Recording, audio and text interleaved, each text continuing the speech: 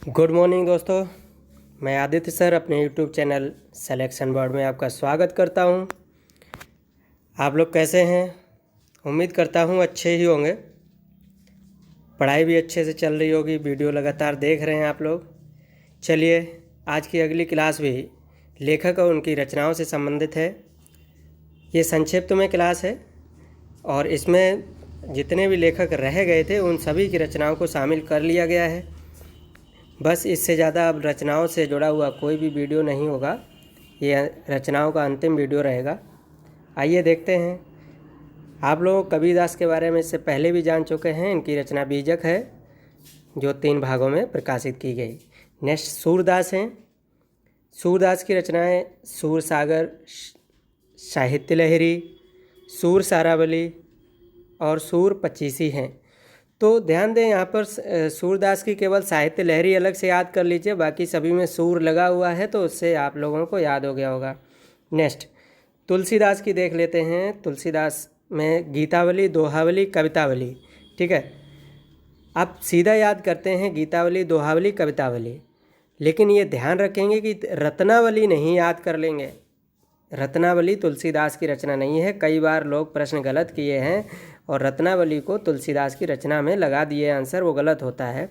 अगली रचना है इनकी तुलसीदास की कृष्ण गीतावली, पार्वती मंगल, जानकी मंगल, विनय पत्रिका, रामलला नाहछु, रामाज्ञा प्रश्नावली, बरवे रामायण, रामचरितमानस और हनुमान बाहुक।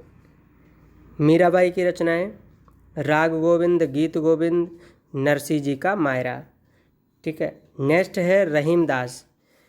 रहीमदास की रचनाओं में रहीम रत्नावली, रहीम दोहावली और नगर शोभा है। ठीक है, नगर शोभा याद कर लीजिएगा, नई रचना है इनकी। आप लोग परेशान हो जाएंगे, पुस्तकों में जल्दी नहीं मिलती है। नेक्स्ट रसखान।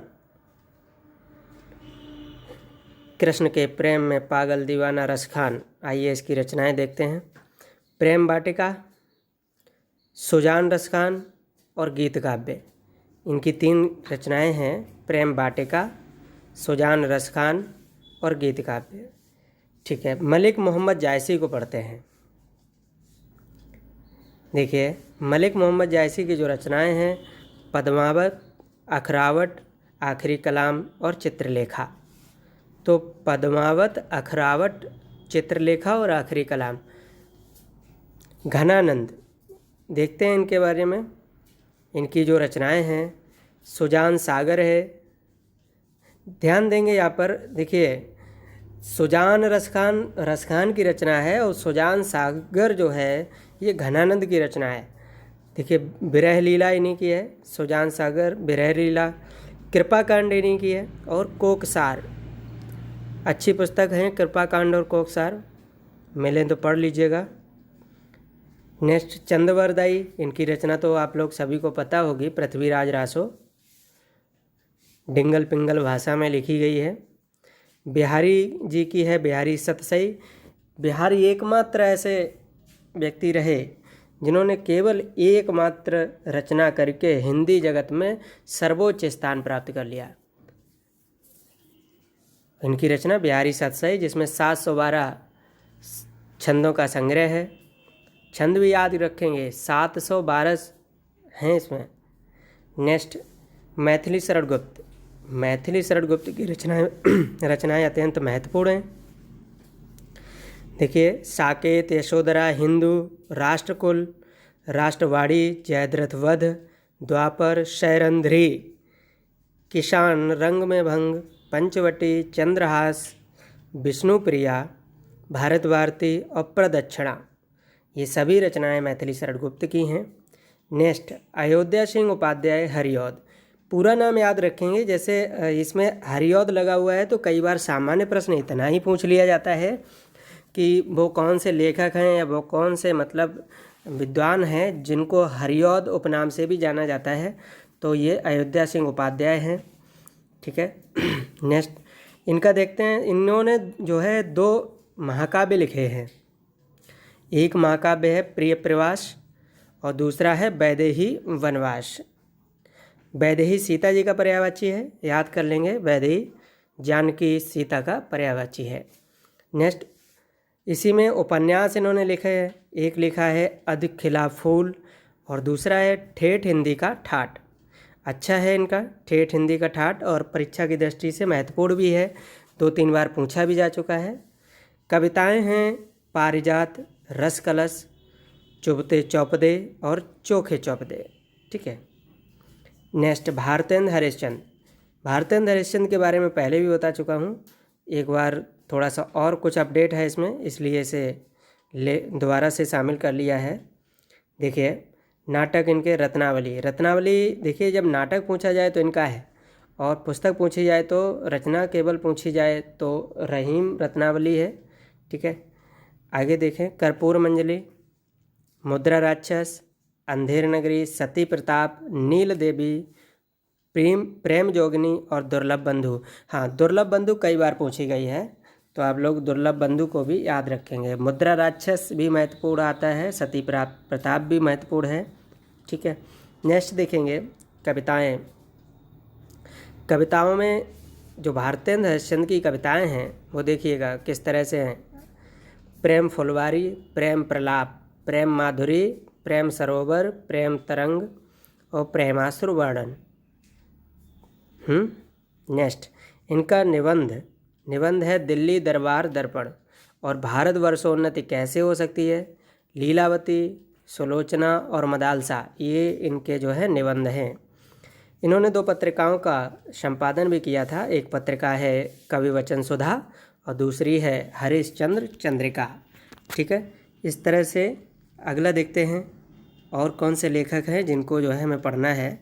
तो देखिए, ये रविंद्रनाथ टैगोर के बारे में आप लोग जानते ही होंगे। ठीक है।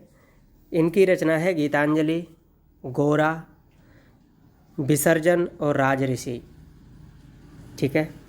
आचार्य रामचंद्र शुक्ल की जो रचनाएं हैं वो देखेंगे, जायसी ग्रंथावली, तुलसीदास, सूरदास। आप कंफ्यूज नहीं होंगे, जैसे मैंने बोला है कि इनकी रचना है तुलसीदास। ठीक है। सूरदास नाम से भी इन्होंने एक पुस्तक लिखी है। चिंतामणि, रस मीमांसा, त्रिवेणी, 11 वर्ष का समय, अभिमन्यु वध, बुद्धचरित, नागरी प्रचारणी पत्रिका, लज्जा और गिलानी, लोभ और प्रीति, ये इनकी रचनाएं हैं। देखिए, प्रताप नारायण मिश्र, इससे पहले इनके बारे में आप लोग देख चुके हैं, कुछ अपडेट थे तो इसलिए शामिल किए हैं। हठी हमीर, इनकी रचना है। कल प्रभाव, समय, गौ संकट, कल कौतुक तथा भारत दुर्दशा, इनकी रचना है। आइए, प्रेमचंद के बारे में कुछ कहानियों में और इसमें भी उपन्यास में कुछ अपडेट थे। देखिए, गोदान, सेवा सदन, प्रेमाश्रम, निर्मला, रंगभूमि, कर्मभूमि, गवन और मंगलसूत्र। हाँ, ध्यान देंगे, मंगलसूत्र के बगल में लिखा हुआ है छोटा सा अधूरा, तो मुंशी प्रेमचंद का ये उपन्यास ऐसा था जो अधूरा है, क्योंकि प्रेमचंद जी की भी मृत्यु मंगलसूत्र उपन्यास लिखने के दौरान ही हो गई थी। अर्थात जब ये उपन्यास लिख रहे थे तब तक ये मृत्यु को प्राप्त हो गए। ठीक है। नेक्स्ट, इनके कहानी संग्रह में देख लेंगे। प्रेम पूर्णिमा है इनकी, लाल फीता, नमक का दरोगा पढ़ा ही होगा, प्रेम पचीसी, प्रेम प्रसून, प्रेम तीर्थ, पंच परमेश्वर, बड़े घर की बेटी कहानी अच्छी है, समर यात्रा, ये भी बहुत अच्छी कहानी है। पंच परमेश्वर तो आप लोगों ने पाठ्य पुस्तक में पढ़ी होगी। ठीक है। नेक्स्ट देखते हैं फणीसर नाथ रेणु की। इनका जो है पहली रचना मैला आंचल अत्यंत महत्वपूर्ण है, और तीसरी कसम, इस पे तो मूवी तक बन चुकी है। और इनकी अगली रचना है परति परिकथा।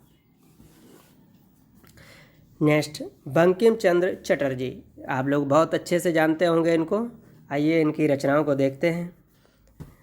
वंदे मातरम, आनंदमठ, कपाल कुंडला, दुर्गेश नंदिनी, चंद्रशेखर, विषवृक्ष, ये रचनाएं हैं बंकिम चंद्र चटर्जी की। अगले लेखक के रूप में हमारे पास हैं बालकृष्ण भट्ट। बहुत ही विनोदी और हंसमुख मिजाज के व्यक्ति रहे हैं ये। इनकी रचना है एक अजान सौ सुजान, नूतन ब्रह्मचारी और बाल विवाह। आचार्य महावीर प्रसाद द्विवेदी, इनके बारे में देखते हैं। आचार्य महावीर प्रसाद द्विवेदी, इनकी रचनाएं देखते हैं। इनकी एक रचना है रघुवंश, कई बार पूछी गई है परीक्षा की दृष्टि से, अत्यंत महत्वपूर्ण है, ध्यान रखेंगे। और हिंदी महाभारत, कालिदास की निरंकुशता, ये इनकी रचनाएं हैं। अगले हैं हमारे कवि रामधारी सिंह दिनकर, आइए देखते हैं। इनकी रचना है उर्वशी, कुरुक्षेत्र, हारे को हरिनाम, आत्मा की आँखें, सीपी और शंख, नीम के पत्ते, धूप और धुआं, रेणुका, हुंकार, रेती के फूल, अर्धनारीश्वर, विवाह की मुसीबतें, है ना, भारतीय एकता, रश्मि लोक। आइए नेक्स्ट देखेंगे जयशंकर प्रसाद। इनको दोबारा से देख लेते हैं, एक बार इनको पढ़ चुके हैं आप लोग। देखिए जयशंकर प्रसाद, इनकी रचना है उर्वशी। आइए देखते हैं रामधारी सिंह दिनकर और जयशंकर प्रसाद दोनों की रचनाओं में उर्वशी हैं। तो एक लोगों की ये कहानी है, दूसरे का उपन्यास है, बस इतना सा अंतर है, तो इसको ध्यान रखेंगे। देखिए जयशंकर प्रसाद के उर्वशी, कामायनी, चित्राधार, कानन कुसुम और झरना। झरना बहुत महत्वपूर्ण है। आंसू, लहर, प्रेम पथिक, तितली और कंकाल, कामना, राजश्री, चंद्रगुप्त, अजातशत्रु, स्कंदगुप्त और एक घूंट, ये इनकी रचनाएं रहीं। इससे पहले इनको जो आप पढ़ भी चुके हैं, सुमित्रानंदन पंत। देखिए प्रकृति का कवि नाम से जो जाना जाता है वो है सुमित्रानंदन पंत। सुमित्रानंदन पंत को प्रकृति का कवि कहा जाता है। तो आइए देखते हैं इनकी रचनाएं क्या हैं। इनकी रचना है पहली बीड़ा, बहुत ही महत्वपूर्ण है। पल्लव, गुंजन, युगांत, युगवाणी, इसको भी अंडरलाइन कर सकते हो युगवाणी को, ये भी परीक्षा की दृष्टि से अत्यंत महत्वपूर्ण है। ज्योत्सना, उत्तरा, कला और बूढ़ा चांद। कला और बूढ़ा चांद भी पिछले वर्षों में पूछी गई है। नेक्स्ट है सूर्यकांत त्रिपाठी निराला जी। आइए देखते हैं इनकी रचना क्या है। इनकी पहली रचना है अनामिका, परिमल, गीतिका, तुलसीदास, जूही की कली, राम की शक्ति पूजा, सरोज अर्चना, स्मृति, अप्सरा, अलका, प्रभावती और निरुपमा। अरे सूर्यकांत त्रिपाठी की जो रचनाएं हैं उन्हें याद करना कुछ आसान सा हो रहा है। देखिए ऐसा लग रहा है कुछ इसमें जो है नाम को आधारित रचनाएं हैं इनकी, जैसे लड़कियों के जो नाम हैं उन पर आधारित रचनाएं हैं, तो आप चाहो तो याद कर सकते हो आसानी से।